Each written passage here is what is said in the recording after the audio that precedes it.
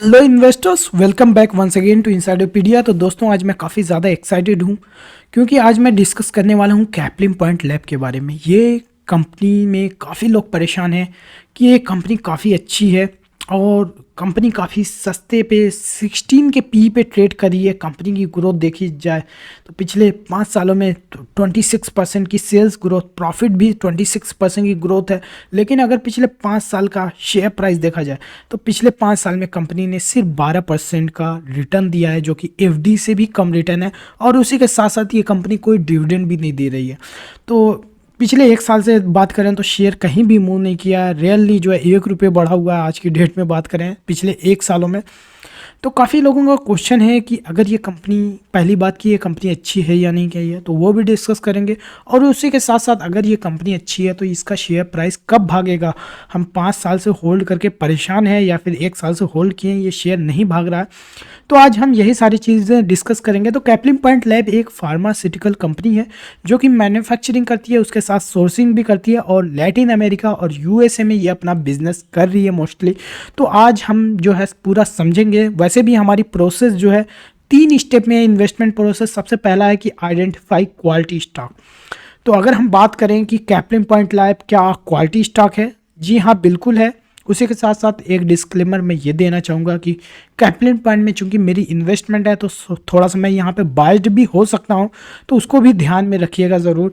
और उसी के साथ साथ अब चलते हैं कि क्वालिटी स्टॉक है लेकिन भाग क्यों नहीं रहा है। तो यहाँ पे मैंने एक नया कॉन्सेप्ट इंट्रोड्यूस किया कि अगर वो एक क्वालिटी स्टॉक है तो काफ़ी लोग ले करके बैठे रहते हैं, मैं भी ले करके बैठा हूँ, लेकिन ये शेयर भाग नहीं रहा है। चूँकि मैं नया कॉन्सेप्ट इंट्रोड्यूस किया हूँ कि आप क्वालिटी स्टॉक कितना भी अच्छा लेकर के बैठ जाओ, वो शेयर नहीं भागेगा जब तक कि उसमें कुछ इनसाइडर इंफॉर्मेशन न मिले, कुछ ग्रोथ ट्रिगर्स न मिले।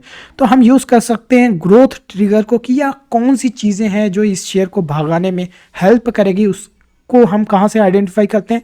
इनसाइडर इन्फॉर्मेशन से। तो ये कोई इलीगल इनसाइडर इन्फॉर्मेशन नहीं है, ये वो इनसाइडर इन्फॉर्मेशन है जो आपको सिर्फ इनसाइडर पीडिया पे मिलती है। तो हमारा यूट्यूब चैनल सब्सक्राइब कर लीजिए।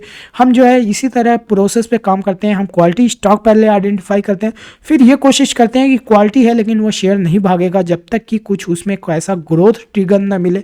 और ग्रोथ ट्रिगर को हम जानने के लिए हम इनसाइडर इन्फॉर्मेशन यूज़ करते हैं, यानी मैनेजमेंट की कमेंट्री को देखते हैं कि वो कौन सी चीज़ है जो इस शेयर को भगाने में यूज़ करेगी। सारे ऑपरेटर या ये कहें कि जो है इंस्टीट्यूशनल इन्वेस्टर भी यही अप्रोच करते हैं। वो क्वालिटी कंपनीज में कुछ ग्रोथ ट्रिगर जब तक उनको नहीं मिलेगा, सॉलिड रीज़न नहीं मिलेगा, वो शेयर में इन्वेस्ट नहीं करते। और इसी तरह टाइमली मार्केट में एंट्री और एग्जिट भी किया जा सकता है। तो सबसे पहले चलते हैं कैपलिन पॉइंट लैब की तरफ, थोड़ा फाइनेंशियल पे नज़र डालते हैं और देखते हैं कि क्या वाकई में ये क्वालिटी स्टॉक है। तो सबसे पहले हम रेशियो की बात करें तो आरओसी तो ज़बरदस्त है। अगर पिछले 5 सालों का आरओसी की बात करें तो ये 50% का, 30% का, 29% का आरओसी की है, जो कि बहुत ही बेहतरीन। अगर हम बात करें इस कंपनी की आरओई की तो 30% का पिछले 10 सालों से, अभी भी 22% का, 20% से ज़्यादा का है। आई विल से कि ये भी काफ़ी अच्छा है। ग्रोथ की बात करें तो पिछले 5 साल में 26% की ग्रोथ है सेल्स में, उसी के साथ प्रॉफिट की ग्रोथ भी 26% की। अगर यहाँ पे हम गौर से देखें तो लगातार यहाँ से यहाँ तक इसका सेल्स भी बढ़ रहा है, इसी के साथ साथ इसका प्रॉफिट भी। कोई भी ऐसा सिंगल ईयर नहीं है जहाँ पे इन्होंने ग्रोथ नहीं रजिस्टर की है। इसी के साथ साथ अगर हम क्वार्टरली वाइज भी देखें तो कितना भी कोविड आ गया, हर कंपनी, छोटी बड़ी फार्मा कंपनी सब इम्पैक्ट हुई हैं, लेकिन ये एक इकलौती ऐसी कंपनी है जिसकी सेल्स भी लगातार बढ़ी है और इसी के साथ साथ एक प्रॉफिट भी लगातार बढ़ता ही चला जा रहा है।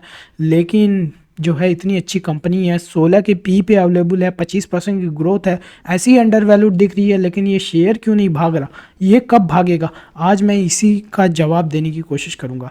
तो समझने की कोशिश ये करिए कि शेयर तब तक नहीं भागेगा जब तक कि इन्वेस्टर यानी एफआईज और डीआईज इसमें इन्वेस्ट ना करें।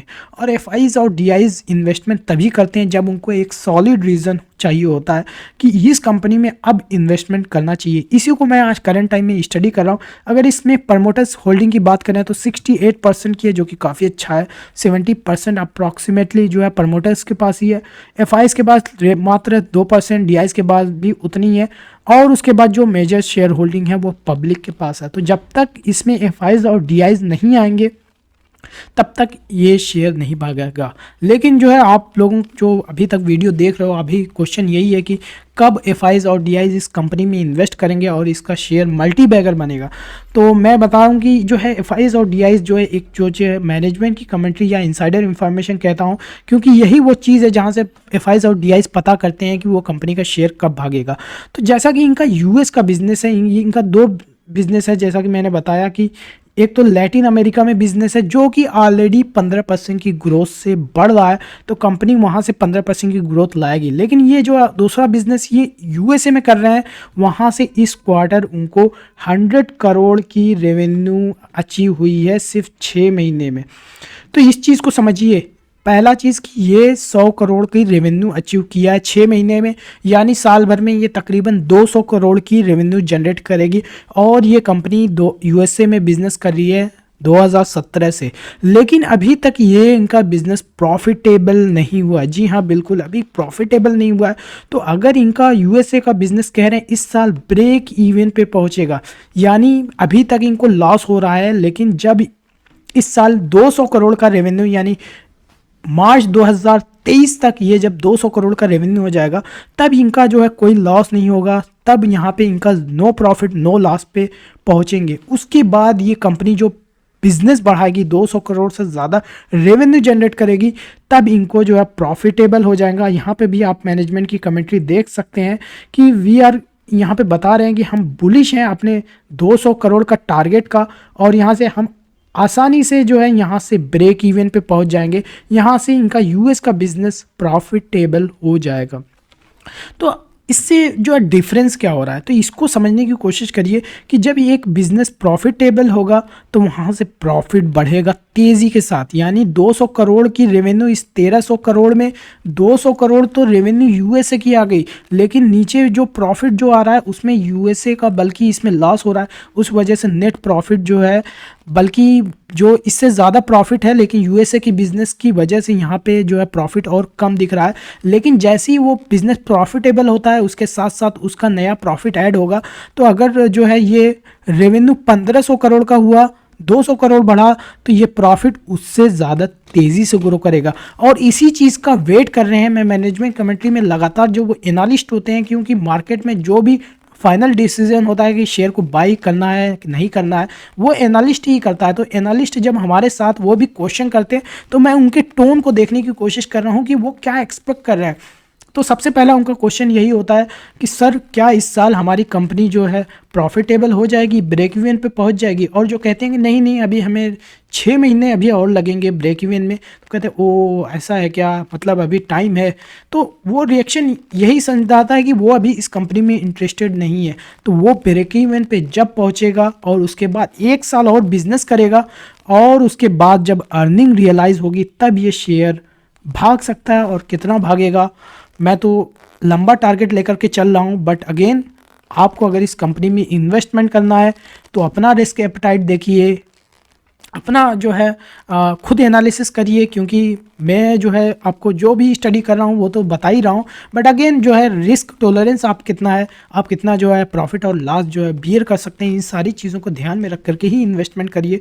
अगेन मैं बता रहा हूँ कि इस कंपनी में मेरी इन्वेस्टमेंट है, और मेरे साथ जो है कुछ लोग मेरा पोर्टफोलियो भी सब्सक्राइब किए हुए हैं, तो आप भी हमारे पोर्टफोलियो को सब्सक्राइब कर सकते हैं। और चूंकि कैपलिंग के साथ साथ और भी कंपनीज़ में इन्वेस्टमेंट है, सिर्फ कैपलिंग में नहीं है, तो वो भी जो है जो कंपनीज़ हैं वो भी देख सकते हैं किस किस कंपनी में मैंने इन्वेस्टमेंट किया है। तो अगेन कैपलिंग पॉइंट में मैं यही एक्सपेक्ट कर रहा हूँ कि मार्च 2023 के बाद जब ये ब्रेक इवन हो जाएगा, उसके बाद एटलीस्ट 1 साल तक बिजनेस करेगा। आई थिंक मार्च 2023 के बाद इसमें एक्यूमुलेशन शुरू हो जाएगा, और ये शेयर कितना ऊपर जाएगा ये तो आने वाला वक्त ही बताएगा। और उसके साथ साथ मैं कितना सही होता हूँ क्या गलत होता हूँ, क्योंकि ये थ्योरी मैंने पिछले 5-7 महीने पहले जो है ये आइडेंटिफाई की है, और उसी के हिसाब से करंट टाइम में मैं अपनी 2023 और 2024 की इन्वेस्टमेंट प्लानिंग कर रहा हूँ। क्योंकि इन्वेस्टमेंट में ऐसे ही करना पड़ता है। मैं काफ़ी कंपनीज शॉर्ट लिस्ट कर रहा हूँ कि 2030 में कौन सी कंपनी ऐसी होगी जिसका शेयर भागेगा, 2025 में कौन सी ऐसी कंपनीज होगी जिनका शेयर भागेगा। अगेन यही मैं कर रहा हूँ कि अभी आइडेंटिफाई कर रहा हूँ क्वालिटी स्टॉक की, उसमें इन्वेस्ट नहीं कर रहा हूँ। और मैं इनसाइडर इन्फॉर्मेशन यानी मैनेजमेंट की कमेंट्री को सुन रहा हूँ, ताकि मैं टाइमली एंट्री और एग्जिट कर सकूँ और ज़्यादा पैसे बना सकूँ। तो उम्मीद करता हूँ ये वीडियो आपके काफ़ी हेल्पफुल रहा होगा। कोई क्वेश्चन हो तो कमेंट सेक्शन में लिख करके पूछ सकते हैं। हमारे सोशल हैंडल पर किसी भी सोशल मीडिया प्लेटफॉर्म पे जो है हमें फॉलो कर सकते हैं। ये हमारा व्हाट्सएप नंबर है।